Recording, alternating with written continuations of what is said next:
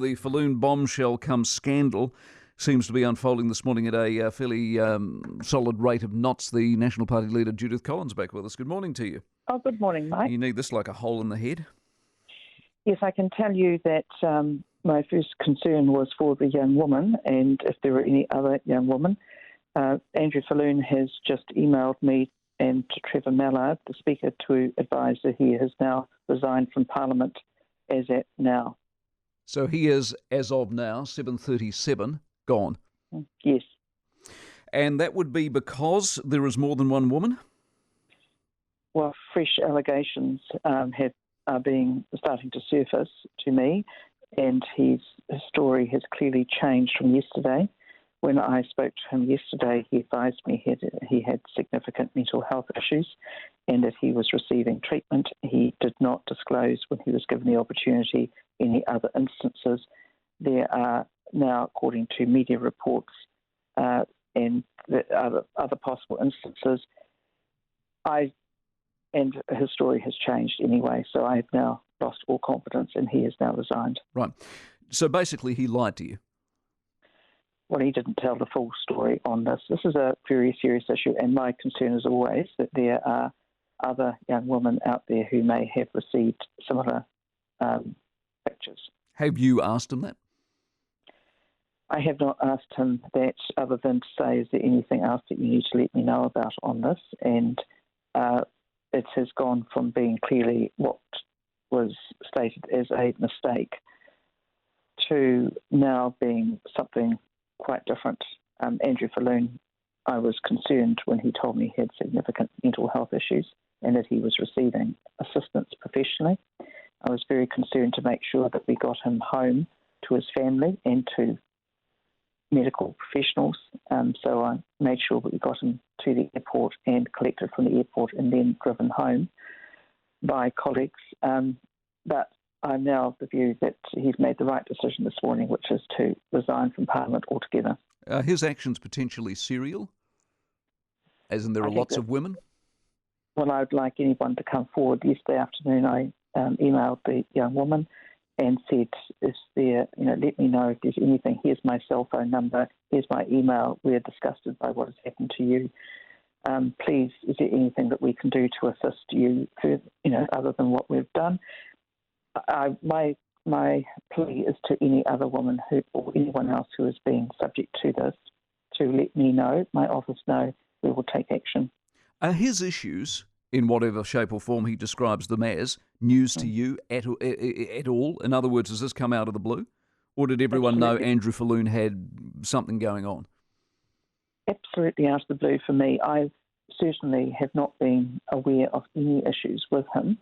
Although it now appears that some people were aware that he would use alcohol in excess, but I've never seen that because I'm just not there. I'm just too busy doing my work. And nobody brought this to your attention. No. When you come into the job, you go, right, what's the stuff that's going to bite me in the bum? Who's trouble? I did not see this one.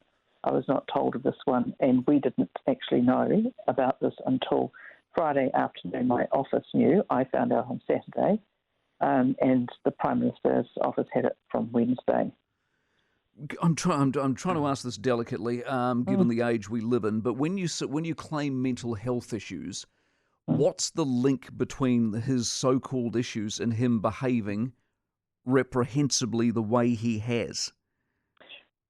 Well, I'm not an expert on mental health, but it was clear to me he could not remain a National Party MP and certainly couldn't stand as a National MP at the election. Yeah, but go back to my question. So I'm going, Judith, I've got to resign because all of a sudden I'm sending porn to women, but I've got mental health issues. How do those two dovetail?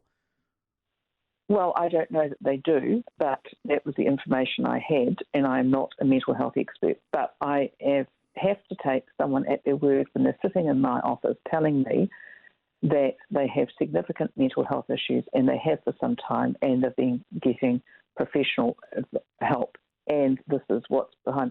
I'm not the expert on that. No, I'm not. No one's suggesting you are. But what's he getting mental health? I mean, this gets delicate because I don't want to invade his privacy. But what's he getting mental health help for?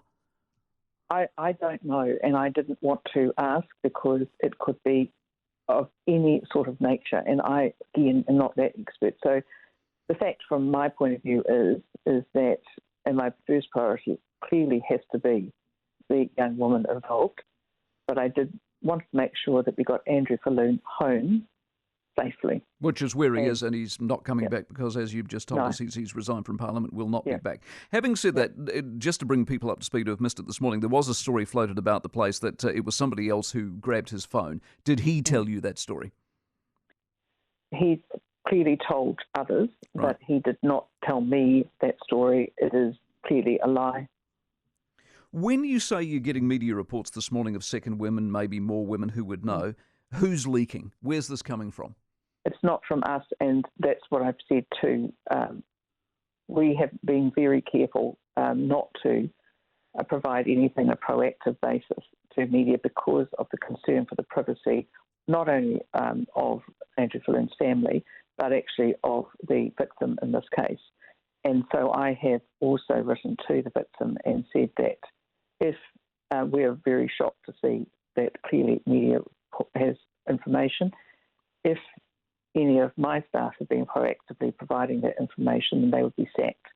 And I would like the Prime Minister, who's had the information since Wednesday, to be able to confirm the same rules for her staff. Do you suspect that that's where it's come from? It struck me as political. The people, if you're looking to raise an issue about a national MP, you write to the national MP or contact the national MP. If you don't do that, you contact their leader, not the leader of the opposition. There's politics at play there, isn't there? But I don't know about that, but there is a young woman who is, entirely inappropriate, but also it was very clear she had no relationship with Andrew Falloon other than an entirely professional sense as the local MP. And I have to take people at their word unless otherwise shown. But I'm just staggered that this has happened, and I am pleased that he's made the right decision to resign from Parliament today. Do you suspect the Prime Minister's office might have been leaking?